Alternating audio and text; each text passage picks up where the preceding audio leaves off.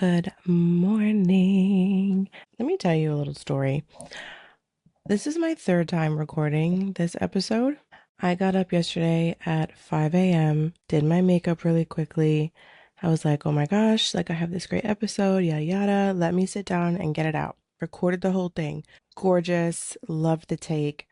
Then I sat down to edit and I realized that my mic wasn't on. Mm-hmm. Mm-hmm. Big, just like a dump on my chest. I was livid. And then I went, you know what? My hair really wasn't working properly. I didn't love the way that I looked on camera yesterday.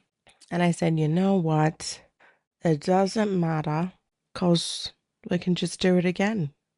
And we're here doing it again. I apologize. I don't know what accent that was. So, nevertheless, I do feel really good about today's episode. Why? Because currently, when you're listening to it, probably in August, but I'm recording this episode on July 27th. My show launches in 3 days. Episode 1 launches on my girl's birthday, 7:30, and I am officially 1 month ahead of schedule with my episodes and recording. Working in media, being a month ahead of schedule is the goal, often unmet, sounds a little unrealistic, and you're usually scrambling toward the end to get everything together and launched and aired and the production and all that. And the only thing that I like scrambled are my eggs, not my life. So we're going to keep this momentum going. I feel really good about it. Last night I was mocking up some merch because I just have been gagging over some of the merch ideas that I have. And I'm just so excited. Like, I really just want the merch for myself. And then you let me know if you like it. Like, I'll wear it in an episode. You tell me. I tried to record this episode in 1,000 different places. My kids are sleeping. Let me tell you something. Anytime you see me in front of this mic, my kids are probably sleeping because there is no way that I can function throughout my day without, even if my husband's home. And my husband is not one of those that sits on his ass and doesn't do anything with our kids. Parenting, you have to be 50-50. Really, in life, truly in life. And my husband is very involved. He's a very hands on father. Does not matter. My kids don't give a flying fuck. They don't want him, they want me. So when they arise from their slumber, it is all me, all the time, all day. And I love it. So whenever I'm sitting in front of this microphone, best believe I got up at 5 a.m. because this is passion, honey. Okay? And because I couldn't record it anywhere in my house because the moment, first of all, my husband's sleeping. Everyone in my house is sleeping. I couldn't record it in my bedroom because I botched it so bad yesterday. I was like, oh my God, I just want to get this recorded. I was gonna record in my office.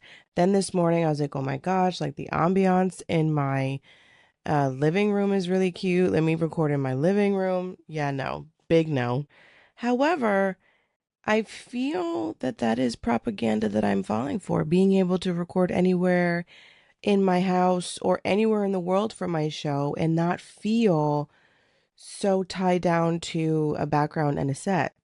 I don't know. How do we feel about that? I feel really good about that because it really just gives me this flexibility of being able to take my motherfucking microphone really wherever I want because my setup is very, very DIY. This is a DIY production that anybody can do. And I love it because I'm one person. I have my setup. I have my light that I got from TikTok shop. It's like $12. It's actually amazing. My backdrop really just speaks for itself. And you know what? Having a set recording spot is really, really nice and convenient, but I want to be able to record wherever I want. So that is propaganda that I am falling for. And we're going to keep on that because I see a lot of propaganda that I'm not falling for. But let me tell you the propaganda that I am falling head over heels for all the time. Taking time for myself with zero explanation. Mentioned before, I'm the primary parent. And so, like yesterday, for example, I said, you know what? I really want to take a bath. And I'm not a bath woman. I love a good shower. Baths really just kind of skeeve me out and they're a little disgusting. But yesterday I was like, you know what?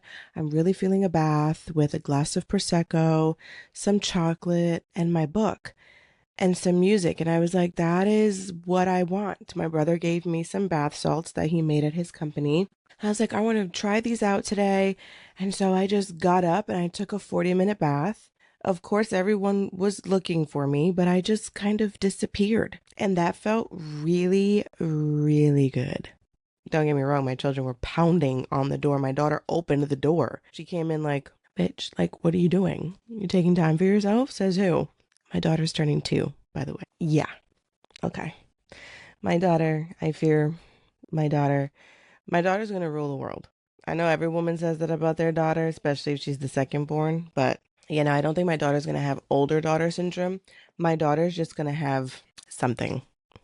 Some, something something that warrants her ruining everybody's world cuz she does it now and she's 2. Coffee in the morning, hot take. Coffee at night. Listen, coffee now does nothing for me. If there's a doctor who listens to this, maybe you can tell me if that's a detrimental thing for my health. But oh my God, it's so fucking good. Are you kidding me? I put a shot of espresso in there. Like, what? Oh my God. It could be cultural. I'm not really sure, but I really just feel like coffee is infused in our bones and our blood. And it doesn't matter if I'm having a party and there are people sleeping in my house, because my family we still do that, adult sleepovers, absolutely. I don't care if it's a party that I'm having and people are leaving or they're sleeping at my house, there will be coffee and I have to keep the pot running. Because if I don't keep the pot running, I have a bunch of angry Puerto Ricans talking about where's the coffee? Is there any more coffee? Is there any more hot milk? Is there any sugar? Like, do we have creamer? I'm like a fucking Starbucks, okay? But that's anybody who's hosting. You have to have the coffee pot running at all times. Doesn't even fucking matter if it's the middle of the day. It could be 1 p.m. and the party just started. Someone's gonna want a cup of coffee. So I need my shit running. My baby girl's running overtime, my Ninja coffee maker, okay? Thank God I don't have one of those bougie ones where like I have to like grind my own beans because I will be there all day. There's just something about a cup of coffee before bed that warms me down to my belly and I just knock out. It just calms me. So, coffee in the morning, coffee at night, falling head over heels for. Watching shows, movies that I've seen 1,000 times and reacting to it like it's the first time I'm watching it. I do this so often. I think I read that it was like an anxiety thing or like a trauma thing, and I was like, doesn't fucking matter. I love it. I can rewatch The Office a million times. Now, those like The Office, Bob's Burgers, things that I can watch over and over again, Only Murders in the Building, those shows really don't warrant like, well, I don't know, because when I rewatch Bridgerton, I am clocking all the tea as though I've never seen the damn thing before. So, you know what? It doesn't really matter. There are movies that bring out a very significant amount of reaction from me. And if you didn't know me, you would have thought I never seen it before. Infinity War, Endgame, Black Panther, obviously for different reasons now. Rest in peace to my King T'Challa, okay? Chadwick. Um, Wicked, Wicked. Put on Wicked in front of me, and I am glued. Nothing else matters. I'm like, who's taking care of my kids? Doesn't matter. I'm fucking glued to that television, and I'm gonna belt out every song, even though I can't hit like out of the 5 high notes that she'll hit in a song, I could probably hit like 2, but I don't give a fuck. Okay. And then like when Elphaba's dad has like a heart attack, yo, I'm like reeling. I'm like, you deserve that shit. Mm-hmm. Get mad at me for that. Elphaba's father is absolute just. If she didn't come for him, if that heart attack didn't come for him, I wasn't come for him. Okay. If you didn't know me, you would be like, oh my God, is this your first time watching it? I'm like, no, I've seen it like 11 times. That's me. Absolutely. And it will never not be me. And you know what? Don't dim people's light that do that. Don't shut us down because then you're just a mood killer. Like, let me enjoy it. Leave me alone. Okay. This one's another one that's kind of like a hot take. Kind of using makeup until it runs out. Not until it expires. Let me tell you something. As an ex-makeup junkie, do you really expect for me to take my $56 to $65 eyeshadow palette, limited edition Urban Decay Gwen Stefani collab, and throw it in the garbage because it's 12 months over the expiration date? Are you out of your mind? Okay.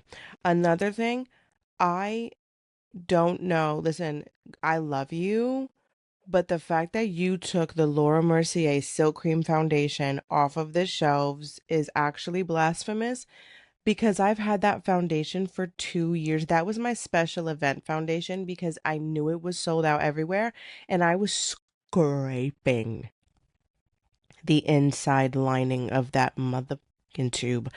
I was digging in spots that don't even exist in the tube to get some product on my face. That is probably one of the best foundations I've ever tried in my life. And if anyone has a close second, please comment and let me know because my whole world was shattered. That foundation was 2 years old, but I kept it, sliced her open, and was digging for scraps. If I don't hit pan, if I don't hit lining of the product bottle, it ain't going in the garbage. I don't give a shit if I've never even touched it. That Maleficent MAC collab, that eyeshadow palette, you wouldn't catch me dead wearing that eyeshadow palette. But that shit is still in my drawer, untouched. How old is Maleficent? Okay. And it's not going anywhere. That Riri collab, you know I still got that. The only thing I don't have is Riri Woo.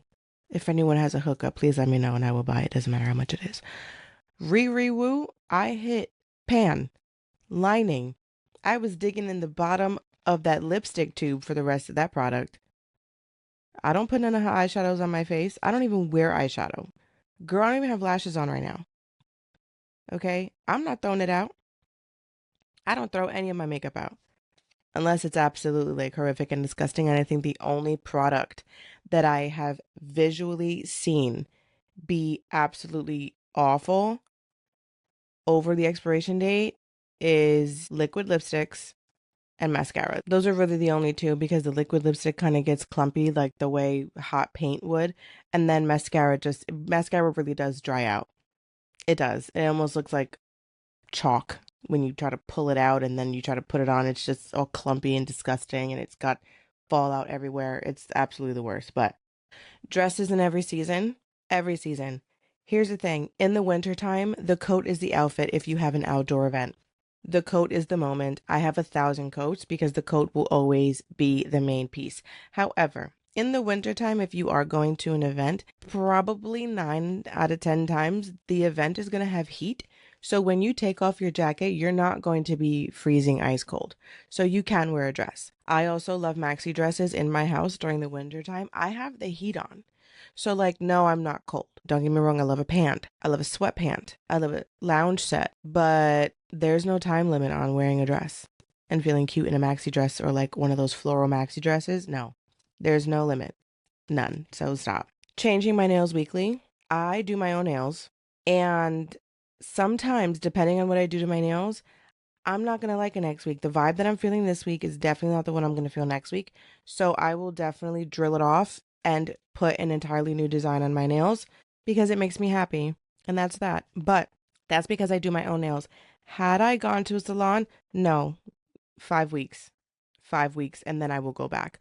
But, and this ties into my next propaganda that I'm falling for, I cut out all maintenance in my life. Any grooming maintenance, I cut it out except for my hair because somebody has to keep up with this bob and it most certainly is not going to be me. Absolutely not. And this color, no. I go to a scientist. You will never see me with a bottle of bleach in my life again. I turned my hair into rubber bands. Any hairstylists who are listening, you know exactly what I did. You know that it was an absolute monstrosity. So no, I don't touch my own hair. But my nails, my lashes, absolutely. I do all that at home. Will definitely change my nails out every week.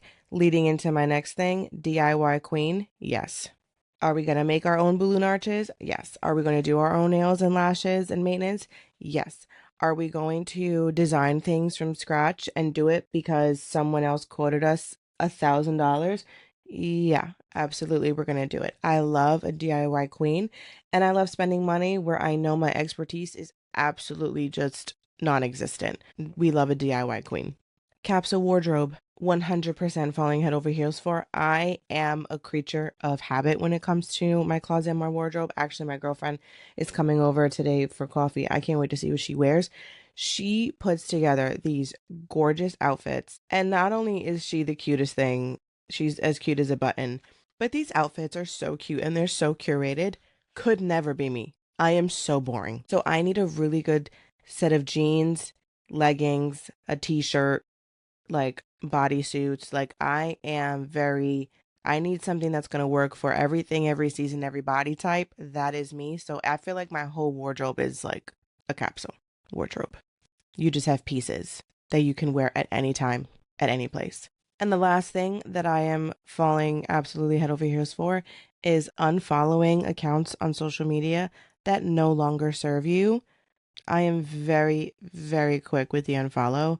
Very quick. My favorite thing is the mute button. That's what we're going to talk about today is a digital detox from just the digital world and social media. I sometimes get into a headspace where I look at accounts on social media, even ones that I truly love, and I'm like, yeah, girl, I'm not on that vibe with you. I will unfollow these accounts. There are certain accounts where it depends on what I'm going through in my life, where I need a good laugh, I need like gamer content, I need cooking content, and I will follow a bunch of accounts that align with that. And then sometimes I fall out of those. I don't want to see this anymore, so I will unfollow. The thing about unfollowing accounts is like these are influencers that see an influx of follows and unfollows all the time. So those really don't hurt them. But if you start doing that to people that you know, it could get a little confrontational. That's when I don't do it. That's when I'm heavy with the mute button. Very heavy with the mute button. But overall, I feel like we need social detox. And that's detox from consumerism content. Like, I love those videos with like all the products and stuff. And believe me, I obviously know that is their job. That's the content that they make. That's how they make a living. And I love those videos. But sometimes it's just like, girl, ain't nobody got money for that. So you're telling me that I need 17 bougie items under $25. Leave me alone. And then I love the videos where they're like showing 1,000 different products and it's like consumerism's like final boss. It could be very overwhelming sometimes. And I think I need a detox from that.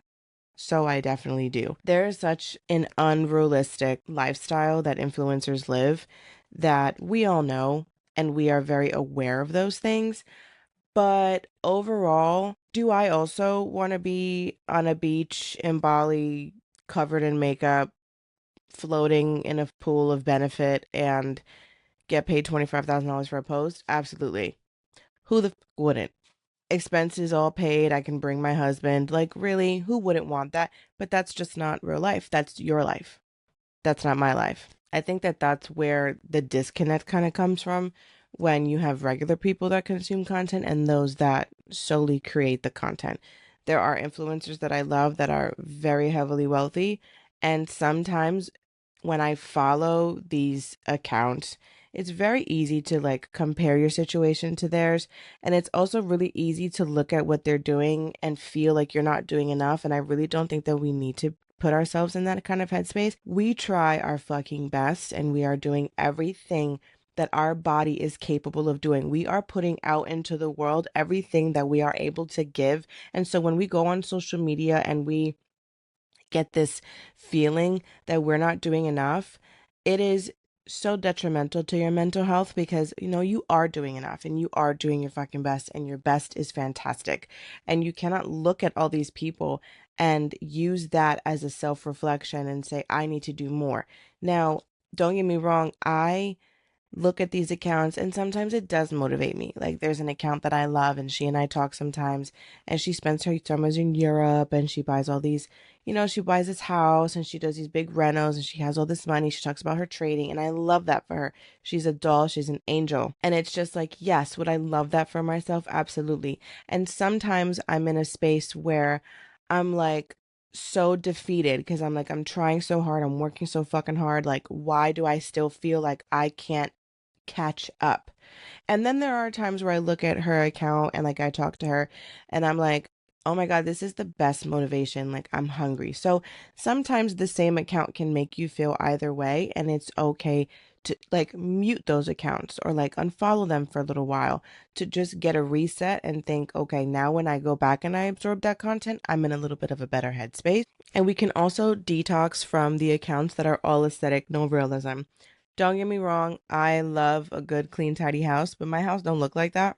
I think one of the reasons that people love Cardi B so much is just like she said in her song, like she'll show you all the lavish luxury that she lives and that she's able to afford, but she'll also come to you with her hair and her makeup fucked up, no nails, right? Like she will give you the very real, raw human side of her at the same time. So I feel like that's why a lot of people love her so much on social media. As a celebrity, I think that's why people love her so much. I love her so much. That realism that she brings, like she'll show you her house when it's fucked up. Like she'll show you her house that's covered in toys, her babies, like she'll show you all of the things along with the beautiful lavish luxuries that she has in life. Like someone like Nabella, right? She did those pockets of peace. And the purpose of that content is to give you moments of peace. Sometimes, though, it depends on who your audience is because sometimes those pockets of peace are the most unrealistic things I've ever seen in my life. It's like, baby girl, no one has that. Those are your pockets of peace. So if you're trying to bring other people peace, maybe we could throw, like, don't get me wrong, I love the vibe, I love the aesthetic, I love the production of it. That is her style. Love that. Like, you can find peace in your chaos. There's no chaos in her content. And so some like that's why I unfollowed her because I was like, girl, ain't nobody live like this. See you, bye. Don't that doesn't mean I don't like her. It's just I'm like, ain't like no one lives like this. Like if Charlize Theron don't live like this, and my girl's waking up at 5 a.m. to a messy house to get her kids ready for school and do her life and make movies, this is not real to this is not it to me. And so I just don't love it. It brings some people peace. For other people, it just reminds them of how privileged certain people can live, right? And so it's just a toss up, really. But if it doesn't serve you, unfollow it. Doesn't mean that you're not a fan, just doesn't mean that you don't want to see them. And that is completely okay. And I think that sometimes when we doom scroll, we then kind of come across accounts that don't really serve us. For example, women going through infertility and IVF. The thing is, you talking about fertility is going to take your algorithm and bring a lot of pregnancy into your feed as well. So a lot of women going through IVF, and I completely understand, like people don't want to see 16 different pieces of content talking about pregnancy and birth when they've waited 16 years to even see two lines on that little stick. So I absolutely understand. And so like it's really important to filter out your entire feed and just say, no, I'm not interested in this. I don't like this content. Da, da, da. And it's okay to do that. Like, it doesn't make you a bad person for not wanting to see the things that don't serve you. It's your phone. It is your phone. Like, you should not have to apologize for being like, I really don't want to see that right now. I'm going through infertility. I don't want to see a lot of pregnant women. Like, but it's okay to be happy for them. But also, too, you're looking at something that you want more than anything in this world. And it's a constant reminder of what you don't have. And absolutely, I believe that mind frame is everything. But at the same time, that doesn't mean it still doesn't hurt. So remove it. And I think that one of the best things that we can do, not only for social media and curating the things that we follow, unfollowing the accounts that we don't love, muting certain people that were like, oh, girl, I love you, but I really don't have time for your mouth right now. I am heavy with the mute button. I will mute, mute, mute, mute. And you can mute me too, bitch. Mute me. If you don't want to see me, talk to me, hear my voice, go ahead and mute me. I do not take offense to it. Do it. I'm very heavy with the mute button. So if you don't see my face in your feed, but I'm still following you, it's because I muted you, bitch. And I say that with love. I muted you with love. Sometimes for our own sanity, you need to log the fuck off. Don't delete the app. Let's not get crazy and start deleting things or deleting accounts, but just log off. Put the apps in a folder that you know you're not going to look at, turn off the notifications, and take a couple weeks off. I love people that go on a digital detox and they just disappear. I didn't do that. I decided to let everybody know, like, the cringy woman that I am. I was like, I'm gonna go on a break. Like, I'm some influencer that people are gonna miss. And I went on like 2 to 3 weeks of just no social media because One, Onyx Storm had come out and I didn't want to see any of the videos that people were posting. Another thing too is I was in the middle of buying this house and so I was going through a lot and the last thing I wanted to do was absorb all this stupid shit that I was seeing on social media, even if it was from accounts that I really love. I didn't want to absorb anything other than my reality. And so I just disconnected from it entirely. And honestly, it was so freeing and it was so amazing. And when I went back on, I was like, no, cool. I got my life. I got my, like I felt so much better and I felt so much more reconnected to myself. So sometimes you need to log the hell out. You can do it for a couple weeks. I like to do it through blocks in my day as well. People always ask me like how do you get everything done in a day? I time block.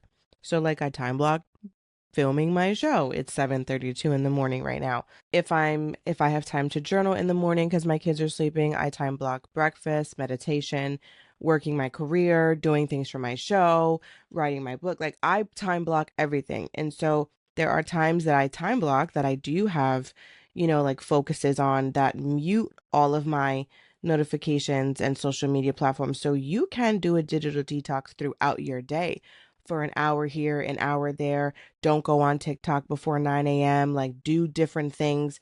Instead of waking up in the morning and grabbing your phone, maybe you can do a little gratitude when you're laying in bed. Just look up at the ceiling. Like, there are so many things that we can do before grabbing our phone, and adding those moments of a digital detox throughout our day is really healthy in keeping that balance of social media reality and then reality, because it's not about disappearing or it's not about avoidance. It's really just about sitting with your current situation in your reality and saying like, okay, I need to put my motherfucking phone down and look at what's going on around me. I'm with my kids, I'm making bread. Like, there are so many things that I do when I put my phone down. You know what I hate the most is when I wake up at 5 a.m.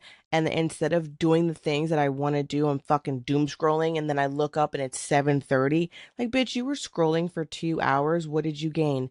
Nothing. I love doing it before bed. I get my ASMR videos in, and then I'm asleep. Doing it in the morning, absolutely like the worst thing. I hate it. Listen, there's a lot of outside noise in your life without your phone. Girl, put your phone down and look at everything else around you. I guarantee you're going to be like, wow, this is very overstimulating. And that's why some people do resort to going on their phone, because it is a little bit of an escape. But sometimes that could be very overstimulating as well. And I think sometimes we just need a break from everything. It's the age that we live in is very high digital, very high tech. It's a little unrealistic to completely just unplug for weeks at a time. But there are so many different things that we can do, like you taking breaks throughout your day or detoxing for a day or detoxing after work. It really makes you less hyper dependent on your phone and going on social media. When TikTok went dark because it was like being removed and banned from the United States, I don't think I've ever seen a crash out. I don't ever think I've seen a national crash out before, like since COVID. And like you saw who got elected. People were collectively losing their minds when TikTok got banned for 24 hours. They were going on the app and then they were seeing a black screen and then they were recording their reactions to it and then posting those on Instagram talking about what do I do, what do I do, what do I do? And I'm like, bitch, put the phone down. Just put it down for a second. Like, it's okay. Like, it's not going to be, I get it, especially you with those of you with like 40 million, 100 million followers. I get it. Total blow. Okay. But just put the damn phone down. I knew it was going to come back. I was like, okay, this is a little bit alarming. It's just TikTok. And it really just reminded me of how absolutely crazy people get over social media and like the need to not only go on and consume, but the need to go on and post. It doesn't matter what it is. Like TikTok, people could post anything on TikTok. And I, don't get me wrong, certain things I love, but other things I'm like, you couldn't have just kept that in your drafts. Like there are certain things you can keep in the drafts and they can live there forever and no one's gonna miss out on anything. Even that was a total reality check on we need to filter out the noise. And so like whether it's a weekend without social media, whether it's a day without checking your emails, again, it's kind of hard because a lot of us and our jobs, they're very heavily focused into tech. The day and age that we live in now is a tech age. Like it is what it is. Like we're in a digital world. I work remote. There's no way that I can remove myself from emails for a day or not check my phone or social media. So that's why for me, I do time blocks. Certain detoxes I do, certain detoxes I don't do. I don't check my work emails during the weekend. You can miss me with that shit. Unless I'm working an event or an award show, leave me alone, right? So there are little ways that we could do detoxes rather than just going cold turkey and feeling like, oh my God, it's like a shock to the system. Another thing that you could do is just mute, like I said before, mute everything for a few hours throughout your day. Every little moment of detox that you do counts. You're really not missing out on much.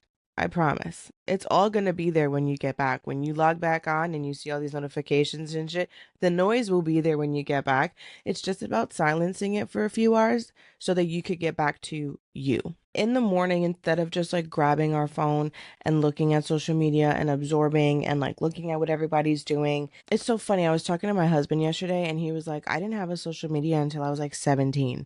He was like, because I was just like, why do I need to know what everybody's doing in their day? And his first status at 17 was like, if you're reading this, then you're too nosy. And I was like, Victor, that's not the way, like, he was like, yeah, but that's how my brain thought.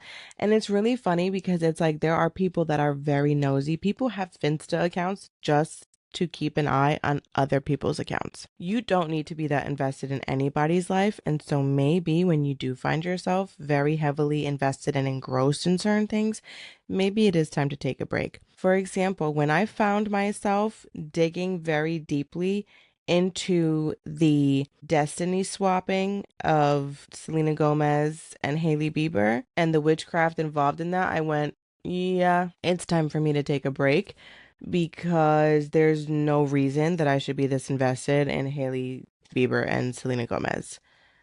No. Even if it is a destiny swap, even if I do feel like I am a witch, there's no need for me to do this. This is not where my energy should be invested in. So I was like, let me turn this shit off. And I didn't look at my phone for the rest of the day. Do you know how much I love not looking at my phone? Like, my husband will call me 8 times and he'll be like, I called you, I called you. And I'm like, I don't know where my phone is. Losing my phone in my house is probably the best thing in the world because not only can I not absorb a lot of things, no one can reach me. That's a big one. Sometimes it's not about disconnecting from the noise that you're absorbing, it's about disconnecting from the noise that is trying to reach you.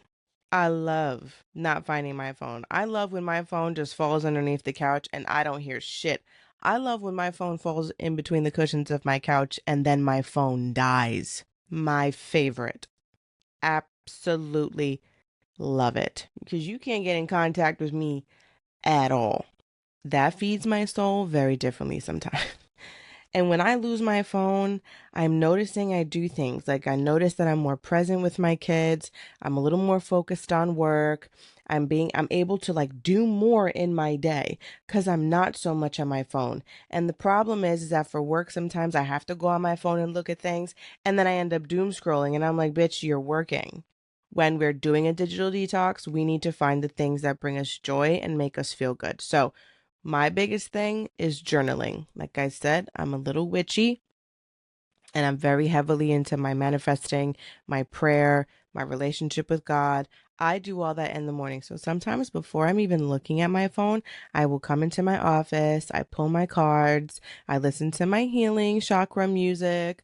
I have a whole thing. So whether you believe it or not, it doesn't really matter. This is what I do, this is what I love to do, and it makes me feel good. And I've manifested my whole life down to the age. Another thing I love going outside.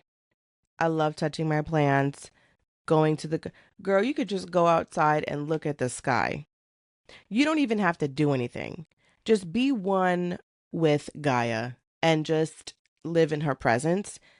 Don't look at anything digital. Just touch some grass. It will do you wonders, I promise. Reading has changed my life. I don't even know if I need to say anything else. You could, whatever book you want to read, it could be a self-help book, it could be a smutty romance, it could be a romantasy, a thriller, a psychological thriller. It doesn't matter. It does not matter. But if you do need book titles that will transcend you into another universe, Here's a couple of them. If we're going to do psychological thrillers, a good one to go into is The Silent Patient. I love The Guest List by Lucy Foley. Um, The Silent Patient is by Alex Michaelides. I'm looking at my titles right now. Rock, Paper, Scissors by Alice Feeney. Luckiest Girl in the World, which is a Netflix movie as well with Mila Kunis. That book, Luckiest Girl in the World by Jessica Knoll. Very, very amazing.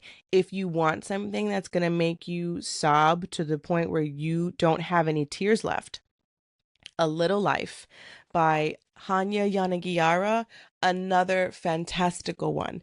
If we want to get into the realm of fantasy, Quicksilver. Okay. And that's by Callie Hart. You could do Fourth Wing. Onyx Storm was a good 2 for me. Iron Flame is a 3. Fourth Wing is a 5 out of 5. Obviously, all of ACOTAR. I don't need to say anything else. Lightlark is very good as well. I'm trying to look at my titles like as I'm telling you some of these books that I have. If you want something a little different, Lessons in Chemistry, gorgeous, and that is by Bonnie Garmis. That's another one that I love so much. I'm trying to find another title that I absolutely swear by. Anything by Frida McFadden, gorgeous, quick, very fast pace. Love the twists that she takes you on. Spark of the Everflame. Those are just a couple titles that I really love. Another one that is like a total mind fuck that it's a pretty good book. It's The 7.5 Deaths of Evelyn Hardcastle by Stuart Turton. So those are some books that you can get into if you want to start reading and completely just like transcend yourself into another world. Another thing that I do, I love to move my body. And I move my body by dancing with my kids, chasing my kids, going up and down the steps with my kids. My kids keep me very active. Not as active as I want to like bring me to the body size that I want to be, but nevertheless, I love dancing with my babies. That is like my jam. And I feel better. I feel free. I sweat a little bit. And I do not look at my phone. And I could give two shits what's going on in the outside world because my whole world is right in front of me, dancing. You could call someone instead of texting. What I love lately, and I never thought I would be this person because I actually never loved the idea of this, is a voice note. I am quick with a voice note now. When people would send me a voice note, I'm like, girl, why are you trying to call me? But you're not calling me, but you're not texting me either.